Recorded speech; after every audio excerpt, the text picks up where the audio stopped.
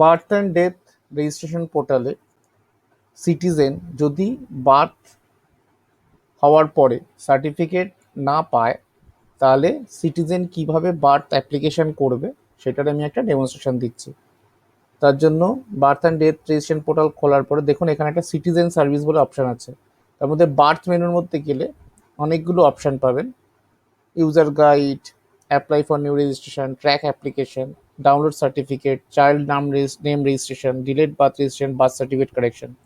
এর মধ্যে আমি অ্যাপ্লাই ফর নিউ রেজিস্ট্রেশনে ক্লিক করব। ফর নিউ রেজিস্ট্রেশন আমি ক্লিক করছি। এখানে একটা মোবাইল নাম্বার চাইছে, তাই আমি একটা মোবাইল নাম্বার দিয়ে দিলাম।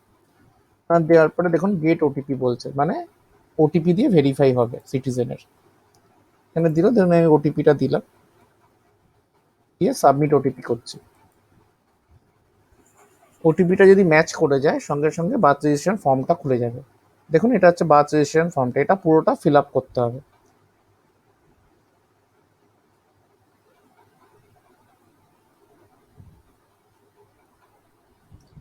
এবারে আমি এটা ফিল আপ করছি।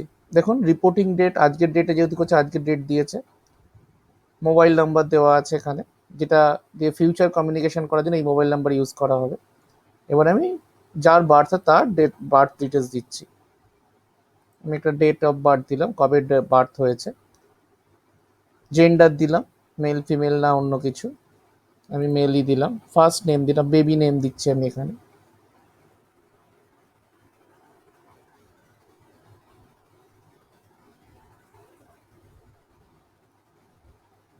বেবি নেম দিয়ে দিলাম। এবার দিচ্ছি প্লেস অফ বার্থ, কোথায় জন্ম হয়েছে, হসপিটাল, হোম না আদার্স।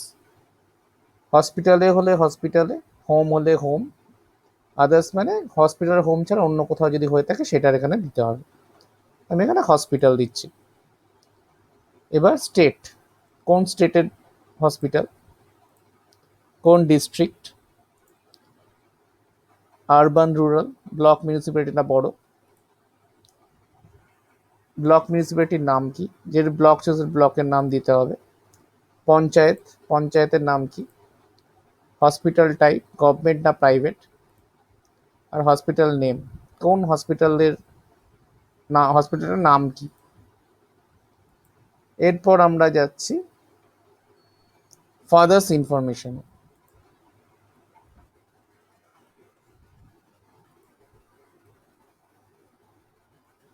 বাবার ইমেল আইডি, মোবাইল নাম্বার দিতে হবে। এবার এবার আইডি প্রুফ দিতে হবে বাবার, যে কোনো একটা। আধার দিতে পারেন, ইপিআইসি দিতে পারেন, বা খাদ্য সাথী দিতে পারেন। আমি ধরুন আধার দিচ্ছি, আধার আইডি প্রুফ নাম্বার দিলাম। এবার যে আধার আইডিটা দিলাম সেইটার একটা স্ক্যান কপি এখানে দিতে হবে। মনে রাখবেন সেটা যেন 50 কেবির বেশি না হয়।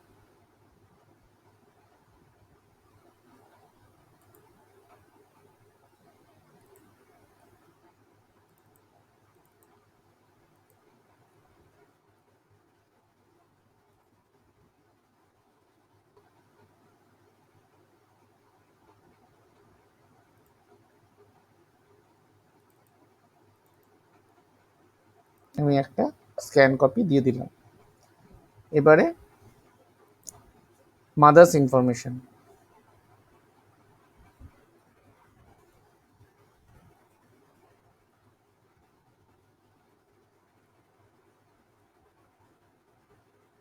মাদারের ইমেল আইডি দিলাম, মোবাইল নাম্বার দিলাম,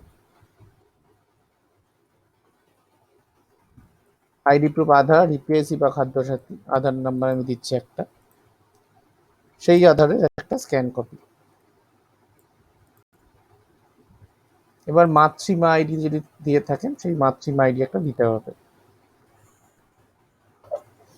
এরপরে আসছি present address of mother at the time of child, যেখানে বার্থ হয়েছে সেইখানে প্রেজেন্ট অ্যাড্রেস দিতে হবে।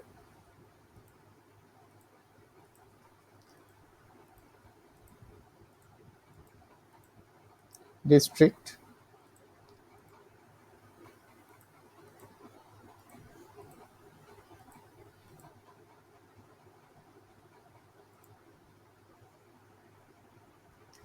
এই প্রেজেন্ট অ্যাড্রেসই যদি মায়ের পার্মানেন্ট অ্যাড্রেস হয় তাহলে এখানে চেক করলে অ্যাড্রেসটা অটো পপুলেট হয়ে যাবে পার্মানেন্ট অ্যাড্রেসের জন্য। আর যদি অন্য অ্যাড্রেস হয় তাহলে এখানে লিখতে হবে সেটা, পার্মানেন্ট অ্যাড্রেস যদি আলাদা হয়। এবার স্ট্যাটিস্টিক্যাল ইনফরমেশন মানে বাবা মার ইনফরমেশন, সেখানে রিলিজিয়ন দিতে হবে প্রথমে, তারপরে ফাদারের হাইয়েস্ট লেভেল অফ এডুকেশন দিতে হবে, ফাদারের অকুপেশন দিতে হবে, কি কাজ করে, মাদারের হাইয়েস্ট লেভেল অফ এডুকেশন দিতে হবে, মাদারের অকুপেশন দিতে হবে। এবার age of mother incompleted at the time of first marriage, প্রথম বিবাহের সময় মাতার বয়স কত ছিল, কোথায় প্রসবকালীন পরিচর্যা কোথায় হয়েছিল, age of mother at the time of birth, delivery method কি নর্মাল, সিজারিয়ান না ফোর্সেপ, কটা চাইল্ড বর্ন হয়েছে এখনো পর্যন্ত এই বাচ্চাটাকে শুদ্ধ, বার্থ ওয়েট কত ছিল, বাচ্চার ওজন কত ছিল, প্রেগনেন্সির টাইম পিরিয়ড দিতে হবে, আর যদি রিমার্কস লাগে রিমার্কস দিতে হবে। এরপরে ডিসচার্জ সার্টিফিকেটটা দিতে হবে,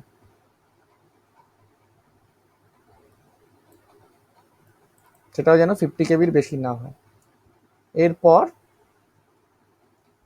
সাবমিট করতে হবে, যখনই সাবমিট করবে একটা অ্যালার্ট আসবে, সেখানে ওকে করে দেবে। দেখুন বার্থ রেজিস্ট্রেশন সাকসেসফুলি হয়ে গেল।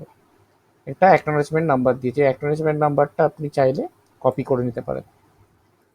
এবার গো ব্যাক করবো আমরা, এখানে গিয়ে সিটিজেন সার্ভিসে বার্থের মধ্যে যদি ট্র্যাক অ্যাপ্লিকেশনটা করেন, ওই অ্যাকনোলেজমেন্ট নাম্বারটা যদি দেন, দেখুন অ্যাপ্লিকেশন স্ট্যাটাসটা কি দিচ্ছে, সাবমিটেড। এটাই হচ্ছে একটা সিটিজেন কিভাবে birth application, new birth registration করবে সেটার একটা ছোট্ট ডেমনস্ট্রেশন। Thank you.